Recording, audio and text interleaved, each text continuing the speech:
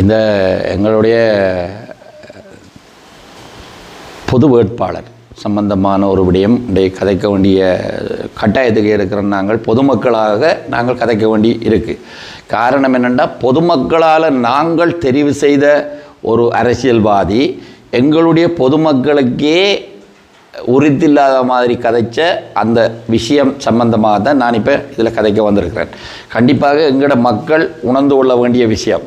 நாங்களாக இந்த அரசியல்வாதிகளை எங்களில் பிரச்சனைகளை கதைக்கிறதுக்காக நாங்கள் எங்களோட இந்த சிவில் சமூகம் நாங்கள் தெரிவு செய்து அனுப்பியவர்கள் இப்போ யாருக்காக கதைக்கிறார்கள்ன்றதை முதல் நாங்கள் உணர வேண்டிய விஷயம். இது எங்களில் மக்கள் முதல் உணர வேண்டிய விஷயம். அதுதான் காரணம்.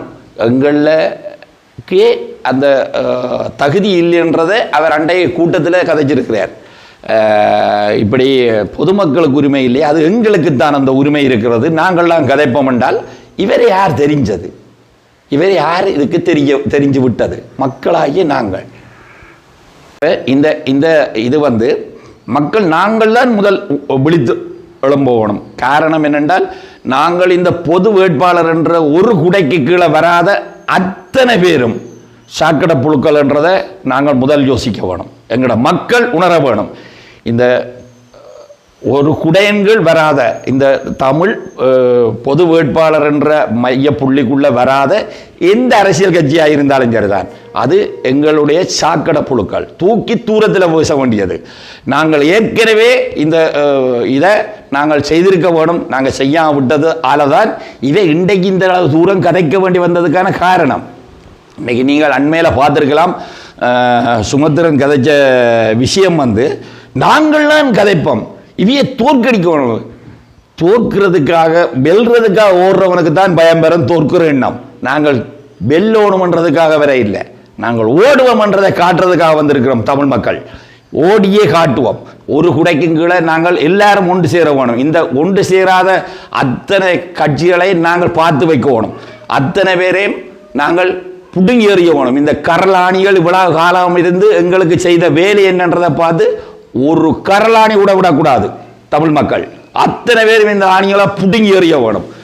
நாங்கள் வச்சிருக்க எங்களுக்கு தான் இது விஷம். இந்த ஆணிகள் எங்களுக்கு தான் விஷம், ஆனால் நன்மை செய்யாது.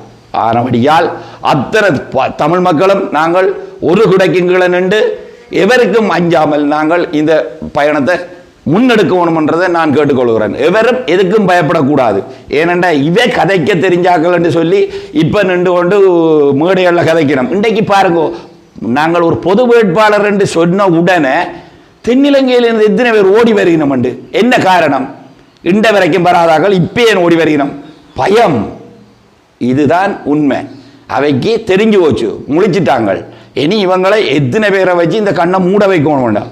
அது ஒரு தடவை நீ இந்த கண் மூடக்கூடாது, அயரக்கூடாது, அயராமல் உழைக்கணும். அத்தனை பேரும் வேகம் கொண்டு நடக்கணும். இந்த இது அத்தனை பேருக்கும் அடுத்த தேர்தலில் காட்டணும். நாங்கள் பொதுமக்களாக இந்த அரசியல்வாதி அத்தனை பேருக்கு நாங்கள் இந்த விஷயத்தை காட்டணும்.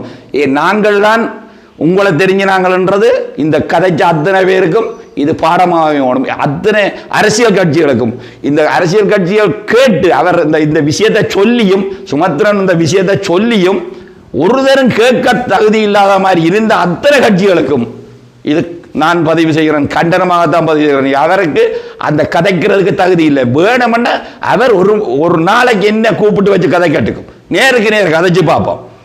நீ என்ன இந்த மக்களுக்கு செய்தான்றதை நான் கதைக்கிறேன் நேரே. நான் படிக்காதவன் தான், 4ஆம் வகுப்பு தான் படிச்சினான். வேணும்னா அவர் படித்த சட்டவாளர் விரட்டுக்கும் என்னோட கதைக்கிறதுக்கு. நான் பயப்பட மாட்டேன். நேருக்கு நேர் கதைச்சு பார்ப்போம்.